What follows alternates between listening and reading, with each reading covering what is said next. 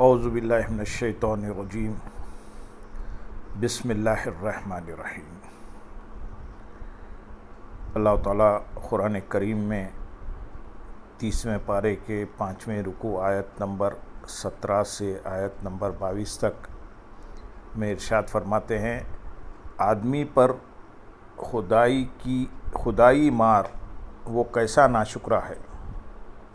اللہ نے اس کو کس چیز سے پیدا کیا، نطفے سے پیدا کیا، پھر اس کی صورت بنائی، پھر اعضاء کو اندازے سے بنایا، پھر اس کے نکلنے کا راستہ آسان کر دیا، پھر اسے موت دی، پھر اسے قبر میں لے گیا، پھر جب اللہ چاہے گا اس کو دوبارہ زندہ کر دے گا۔ اس آیت میں انسان کی ابتدا و انتہا اور درمیانی حالت کی طرف اشارہ کیا گیا ہے۔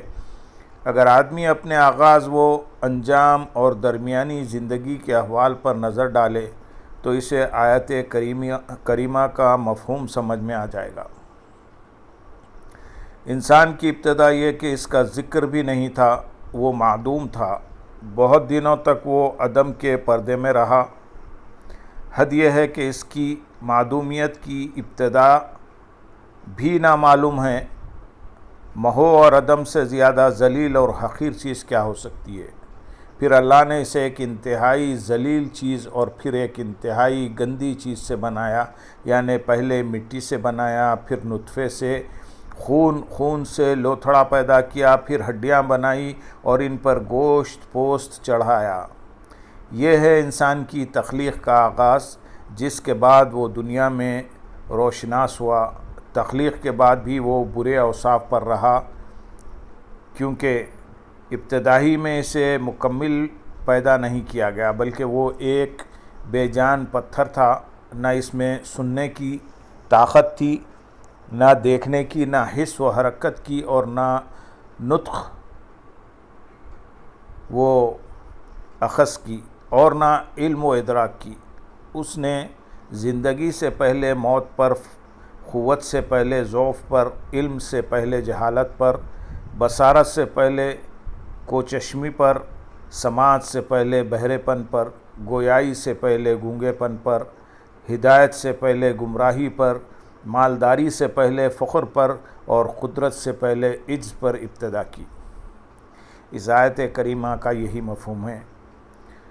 30ویں پارے کے 5ویں رکوع آیت نمبر 18 میں ارشاد ہے، انسانوں کو جس چیز سے پیدا کیا، نطفے سے۔ انسانوں کو کس چیز سے پیدا کیا؟ نطفے سے، پھر اس کی صورت بنائی، پھر اندازے سے اعضاء پیدا کیے۔ دوسری جگہ ارشاد فرمایا 29ویں پارے کے 19ویں رکوع آیت نمبر 1 میں، بے شک انسان پر زمانے میں ایک ایسا وقت بھی آ چکا ہے جس میں وہ کوئی چیز قابل تذکرہ نہ تھا، ہم نے اس کو مخلوط نطفے سے پیدا کیا، اس طور پر کہ ہم اس کو مکلف بنائیں۔ اس آیت کا بھی یہی مفہوم ہے۔ تخلیق کے بعد اس پر یہ احسان فرمایا۔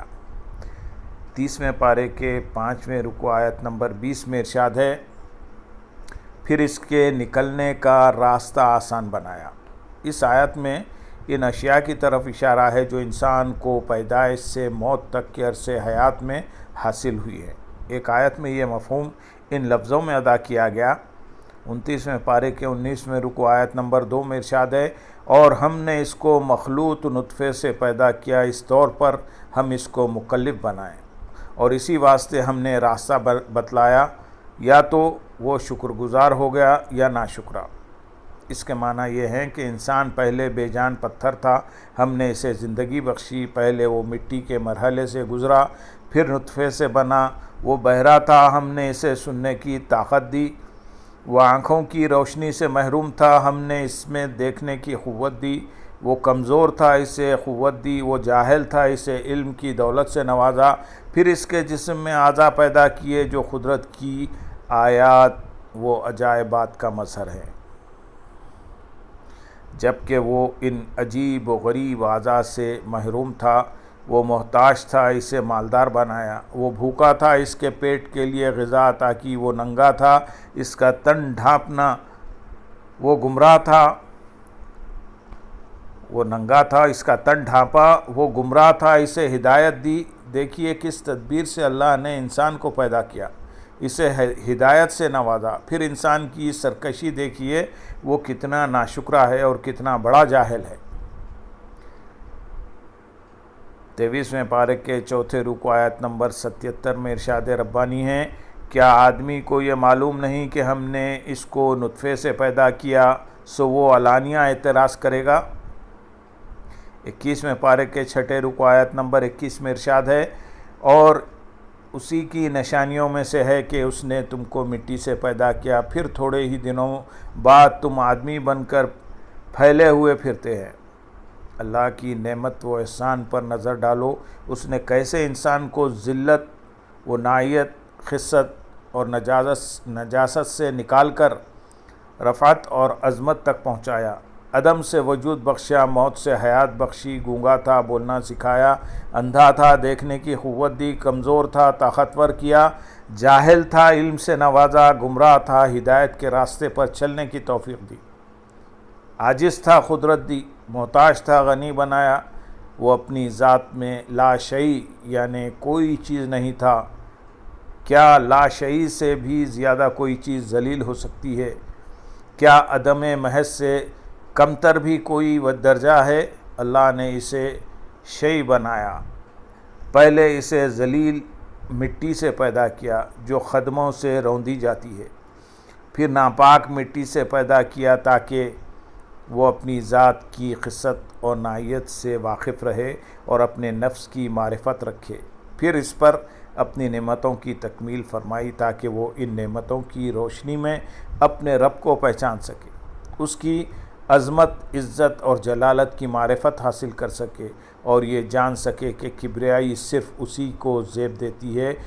اسی لیے احسان کے مواقع پر ان نعمتوں کا ذکر فرمایا۔ 30ویں پارے کے 15ویں رکوع آیت نمبر 8، 9 اور 10 میں ارشاد ہے، کیا ہم نے اس کو 2 آنکھیں اور زبان اور 2 ہونٹ نہیں دیے، اور ہم نے اس کو دونوں یعنی خیر و شر کے راستے بتلا دیے۔ ایک موقع پر پہلے اسی کی ونایت کا راز فاش کیا گیا، اسی کی دنائیت کا راز فاش کیا گیا۔ 29ویں پارے کے 18ویں رکوع آیت نمبر 27 میں ارشاد ہے، کیا یہ شخص ایک قطرہ منی نہ تھا جو رحم مادر میں ٹپکایا گیا تھا؟ کیا یہ شخص ایک قطرہ منی نہ تھا جو رحم مادر میں ٹپکایا گیا تھا، پھر اپنی بے پایا نعمتوں کا حوالہ دیا گیا۔ 29ویں پارے کے 18ویں رکوع آیت نمبر 28 اور 29 میں ارشاد فرمایا، پھر اللہ نے انسان کو بنایا، پھر اعضاء درست کیے، پھر اس کی 2 قسمیں کر دی، نر اور مادہ۔ زوجین کی تخلیق اس لیے عمل میں آئی تاکہ نسل کا سلسلہ دراز رہے، جس کی ابتدا کا یہ عالم ہو اور جس کے احوال یہ ہوں، اسے اترانے، اکڑنے، فخر و مباحات کرنے کا حق کب ہے؟ وہ تو یقینی طور پر ذلیلوں میں انتہائی ذلیل اور کمزوروں میں انتہائی کمزور ہے۔ تاہم کمینے شخص کی عادت ہوتی ہے کہ جب بظاہر وہ بلند ہو جاتا ہے تو اپنے آپ کو بڑا تصور کرنے لگتا ہے، حالانکہ خود کو بڑا سمجھنا بجائے خود ایک کمینگی ہے۔ طاقت و قوت، عزت و عظمت سب اللہ ہی کے لیے ہے۔ ہاں اگر انسان کو مکمل پیدا کیا گیا ہوتا اور اس کے تمام کام اسی کے سپرد ہوتے اور اپنے وجود کو قائم دائم رکھنا اس کے اختیار میں ہوتا تو اسے یہ حق تھا کہ سرکشی کرے، اپنے مبدا و منتہا کو فراموش کر دے، لیکن اب تو یہ حالت ہے کہ زندگی کے جتنے دن بھی وہ گزارتا ہے 4 مختلف طباع اس پر مسلط ہیں، صفرا، بلغم، سودا اور خون۔ یہ چاروں ایک دوسرے کو نقصان پہنچاتی ہیں، چاہے انسان اپنے نقصان پر راضی ہو یا نہ ہو۔ وہ مجبوراً بھوکا پیاسا رہتا ہے، مجبوراً بیمار ہوتا ہے، مجبوراً مرتا ہے۔ نہ وہ اپنے آپ کو نفع پہنچا سکتا ہے اور نہ نقصان، نہ وہ اپنے خیر کا مالک ہے اور نہ اپنے شر کا۔ وہ کسی چیز کا علم حاصل کرنا چاہتا ہے لیکن جہالت کے سوا کچھ ہاتھ نہیں لگتا، کسی چیز کو یاد کرنا چاہتا ہے لیکن اسے بھول جاتا ہے، اپنے دل کو کسی اہم معاملے میں مصروف رکھنا چاہتا ہے لیکن وسوسے اس کا دامن تھام لیتے ہیں، اور افکار کے لامحدود سمندر میں غوطہ زنی کرنے پر مجبور کر دیتے ہیں۔ نہ اسے اپنے دل پر قابو ہے، نہ اپنے نفس پر اختیار ہے۔ یہ دل ہی تو ہے جو ہمیشہ ایسی چیزوں کی آرزو کرتا ہے جن میں اس کی ہلاکت پوشیدہ ہے، اور ایسی چیزوں سے نفرت کرتا ہے جن سے اس کی زندگی وابستہ ہے۔ وہ انواع و اقسام کے کھانوں سے لطف اندوز ہوتا ہے، حالانکہ یہ کھانے اس کے لیے مہلک ہیں۔ دواؤں سے نفرت کرتا ہے، حالانکہ وہ اسے مرض سے نجات دیتی ہیں اور جسم کو نفع بخشتی ہیں۔ وہ اپنے شب و روز کے کسی بھی لمحے میں اس خطرے سے معمون نہیں کہ اس کی سماعت چھن جائے، یا بصارت زائل ہو جائے، یا اعضاء مفلوج ہو جائیں، یا عقل مختل ہو جائے، یا روح پرواز کر جائے، یا وہ تمام چیزیں اس سے چھین جائیں جو دنیا میں اسے پسند ہے۔ بیچارہ انسان مجبور محض ہے، اگر خالق اللہ تعالیٰ اسے چھوڑے تو رہے اور چھین لے تو فنا ہو جائے۔ وہ زر خرید غلام کی طرح ہے کہ اسے اپنے کسی فعل کا اختیار نہیں اور نہ اپنے علاوہ کسی دوسرے شخص کے فعل کا اختیار ہے۔ بھلا اس سے زیادہ ذلیل چیز اور کیا ہوگی؟ کبر اس کے لیے کہاں موضوع ہے؟ انسان کی انتہا موت ہے۔ قرآن کریم نے اسی نہایت کی طرف اشارہ کیا۔ 30ویں پارے کے 5ویں رکوع آیت نمبر 22 میں ارشاد ہے، پھر اسے موت دی، پھر اس کی قبر میں لے گیا، پھر جب اللہ چاہے گا اس کو دوبارہ زندہ کر دے گا۔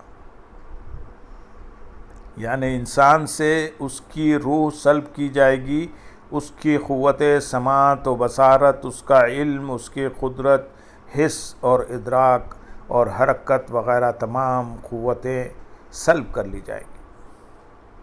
وہ جماعت بن کر رہ جائے گا، جیسا پہلے تھا ایسا ہی ہو جائے گا۔ اس کے اعضاء کی شکل باقی رہ جائے گی، نہ ان میں حرکت ہوگی اور نہ حس۔ پھر وہ مٹی میں رکھ دیا جائے گا اور ناپاک بدبودار مردار ہو جائے گا، جیسا کہ پہلے وہ ایک ناپاک لوتھڑا تھا۔ پھر اس کے اعضاء گلیں گے، ان کے اعضاء بکھر جائیں گے، ہڈیاں ریزہ ریزہ ہو جائیں گی، کیڑے بدن کا سارا گوشت نوچ نوچ کر کھائیں گے۔ پہلے آنکھوں کے ڈھیلوں میں داخل ہوں گے اور انہیں ختم کر دیں گے، پھر رخساروں پر حملہ کریں گے اور انہیں صاف کر دیں گے۔ کوئی جزو بدن ایسا باقی نہیں بچے گا جو ان کیڑوں کے پیٹ میں جا کر نجاست نہ بن جائے اور ایسی ناپاکی میں تبدیل نہ ہو جائے جس کے قریب انسان تو کجا حیوان بھی نہ پھٹکے۔ انسان کی سب سے بہتر حالت یہ ہے کہ جیسا پہلے تھا ایسا ہی ہو جائے، یعنی گلنے سڑنے کے بعد خاک میں مل جائے، پھر اس خاک سے برتن بنے، مکانات تعمیر ہوں، موجود ہونے کے بعد پھر معدوم ہو جائے، گویا پہلے کبھی تھا ہی نہیں۔ کیا اچھا ہوتا کہ زمین کا پیوند بننے کے بعد اسی حال پر برقرار رہتا، لیکن ایک انقلاب اور منتظر ہے۔ قیامت کے دن پھر زندہ ہوگا، تمام متفرق اجزاء بدن پھر جمع ہوں گے اور قیامت کے ہولناکیوں کا سامنا کرنے کے لیے قبر سے اٹھایا جائے گا۔ وہ اپنے ارد گرد کا منظر دیکھ کر وحشت زدہ رہ جائے گا۔ قیامت برپا ہے، آسمان روئی کے گالوں کی طرح فضا میں منتشر ہے، زمین بدلی ہوئی ہے، پہاڑ اڑے اڑے پھر رہے ہیں، چاند سورج اور ستارے اپنی تابانی سے محروم ہو چکے ہیں۔ ماحول تاریک ہے، ہر طرف شدت پسند فرشتوں کے پرے پرے نظر آتے ہیں، دوزخ اپنے مکینوں کو آواز دے رہی ہے، مجرمین حسرت سے جنت کی طرف دیکھ رہے ہیں۔ نامہ اعمال کھلے ہوئے ہیں، مجرمین سے کہا جائے گا اپنے اعمال نامے پڑھو۔ وہ کہیں گے ان اعمال ناموں میں کیا ہے؟ کہا جائے گا دنیاوی زندگی میں جس پر تم نازاں و فرحاں تھے، تم پر 2 نگران فرشتے مقرر کیے تھے جو تمہارے تمام اقوال و افعال لکھا کرتے تھے، خواہ وہ تھوڑے ہوتے یا زیادہ، تمہارا کھانا پینا اٹھنا بیٹھنا سب کچھ ان اعمال ناموں میں لکھا ہوا ہے۔ تم بھول گئے ہو، مگر اللہ نے تمہاری ایک ایک حرکت اور ایک ایک بات ضبط کر رکھی ہے۔ حساب کے لیے آؤ اور جواب کے لیے تیار ہو جاؤ، ورنہ عذاب کے لیے مستعد رہو۔ یہ سنتے ہی ان کے دل مارے خوف کے لرز اٹھیں گے، حالانکہ ابھی اعمال نامے کھلے بھی نہ ہوں گے۔ جب وہ اپنے اعمال ناموں پر نظر ڈالیں گے تو کہیں گے ہائے افسوس، ان اعمال ناموں میں تو سب کچھ موجود ہے، چھوٹے بڑے تمام گناہ لکھے ہوئے ہیں۔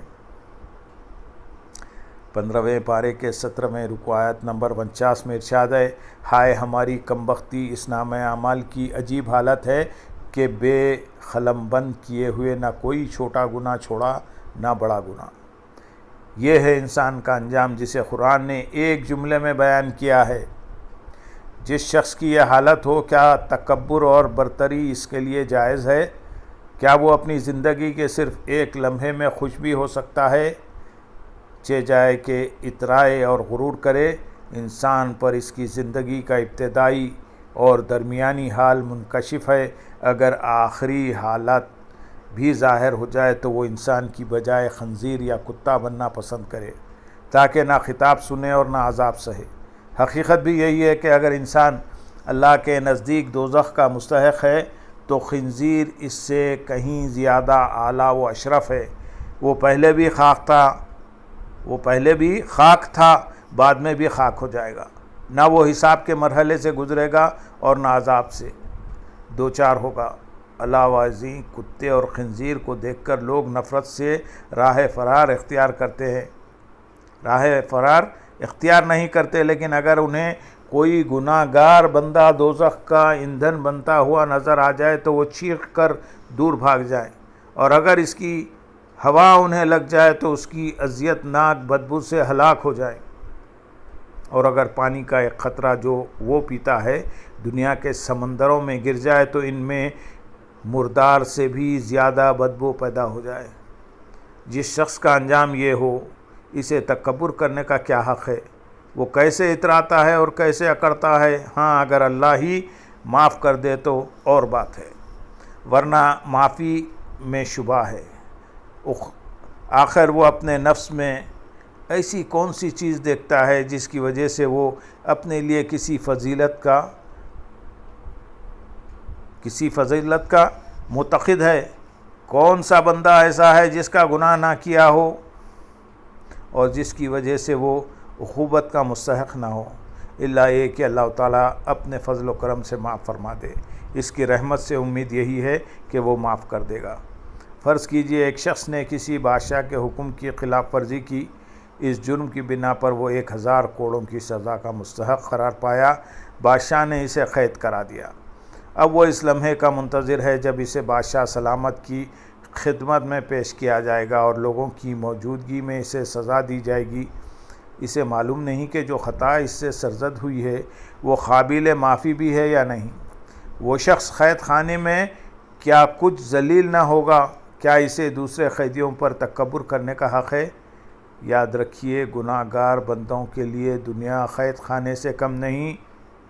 اللہ کے احکام کی خلاف ورزی کر کے وہ عقوبت کا مستحق بن چکا ہے اور یہ نہیں جانتا اس کا انجام کیا ہوگا۔ اس کے لیے یہی کافی ہے کہ وہ قیامت کے محاسبے سے خوف، غم اور حزن میں مبتلا رہے اور اس دن کی ذلت و اہانت کا منتظر رہے۔ یہ کبر کے کرنے والوں کے لیے عبرت کا مقام۔ اللہم صلی علی سیدنا محمد وعلی آل سیدنا محمد وبارک وسلم۔